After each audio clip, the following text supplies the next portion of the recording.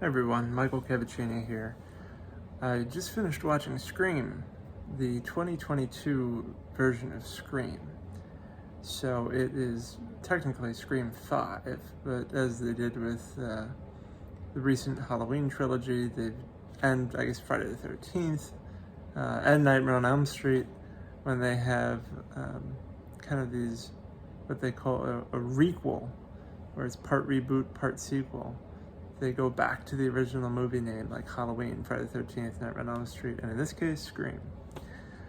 So this movie came out earlier this year. I've been wanting to watch it for some time now. I believe this is the first Scream movie, and I could be wrong, but I'm pretty sure it's the first Scream movie without Wes Craven. And at the end of the film, on the screen in big letters, it says Fort West. And I do remember watching the original Scream back in the 90s when it came out, and it was a big deal. I mean, it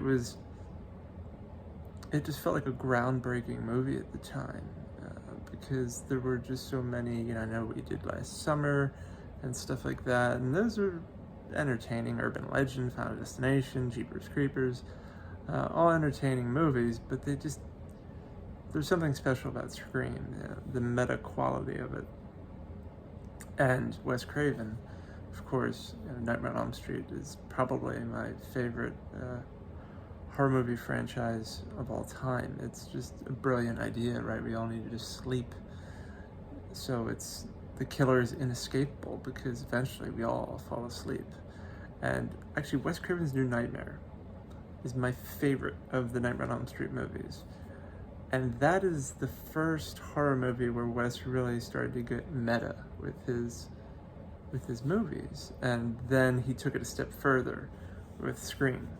And obviously Scream is a cultural phenomenon, just a huge, huge film that just turned into this massive franchise with the original trilogy, and then years later with the fourth movie, and now here we are with the fifth movie in 2022. And it is, basically it's 26 years later, and this movie is here. And Neve Campbell's in it, Courtney Cox, David Arquette. So you have these legacy characters. You also have a whole new batch of kids who are in the movie as well. And one of them talks about requels, which frankly is a term I wasn't familiar with prior to watching this, but it makes perfect sense. She explains that rebooting movies wasn't really good enough, and she even references Black Christmas and a few other ones, and how fans just weren't willing to buy it. You could even argue that A Nightmare on Elm Street was a reboot, and it just failed miserably. And she's saying that what you need, according to the movie studios, a movie that is part reboot, part sequel. So it's a reboot in the fact that it's a modern take on it, but it's a sequel because it's built on a previous storyline from the older movies, and it features legacy characters. In this case, David Arquette, Courtney Cox, Neve Campbell. In the case of the modern day Halloween trilogy, Jamie Lee Curtis, right?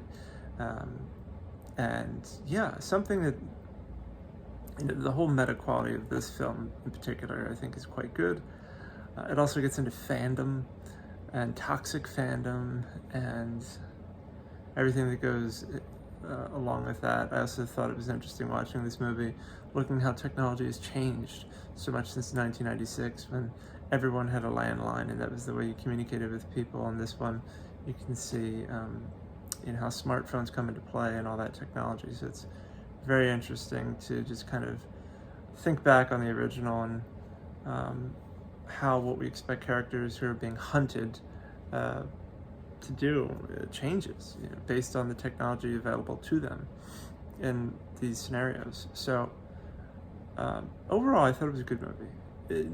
Compared to the original, of course, it doesn't hold a candle to that.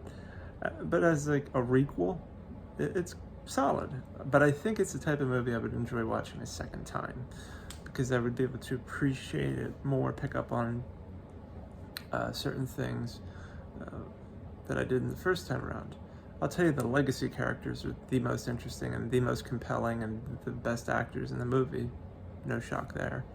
But the younger cast is solid. And, there's some twists, of course, because it's Scream. And they're all enjoyable. So, I did like it. But one theme I'm picking up on in modern day horror movies, including this one, is this theme of strong women. And frankly, when you look at John Carpenter and Wes Craven, they've always put strong women at the forefront of their horror movies. I mean, Jamie Lee Curtis is the perfect example. She's still kicking and kicking ass too in the Halloween movies, especially now.